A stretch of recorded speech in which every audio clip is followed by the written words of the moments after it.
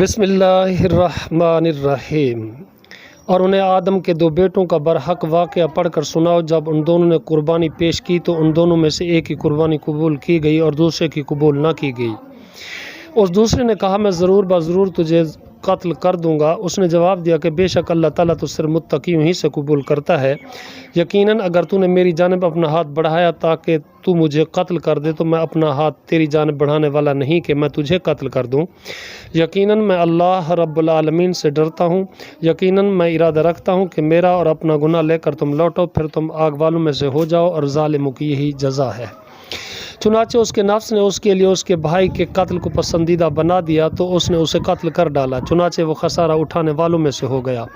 پھر اللہ تعالیٰ نے ایک کوا بھیجا جو زمین کوریدتا تھا تاکہ وہ اسے دکھائے کہ کیسے وہ اپنے بھائی کی لاش چھپائے۔ اس نے کہا ہائے میری بربادی، کیا میں اس سے عاجز ہو گیا کہ اس کوے کی مانند ہو جاؤں تو میں اپنے بھائی کی لاش کو چھپا دوں۔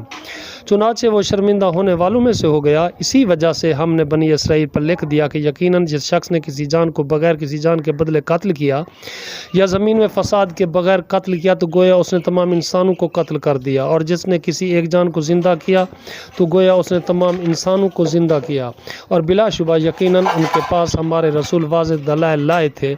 پھر بے شک اس کے بعد بھی ان میں سے اکثر لوگ زمین میں یقیناً حد سے بڑھنے والے ہیں۔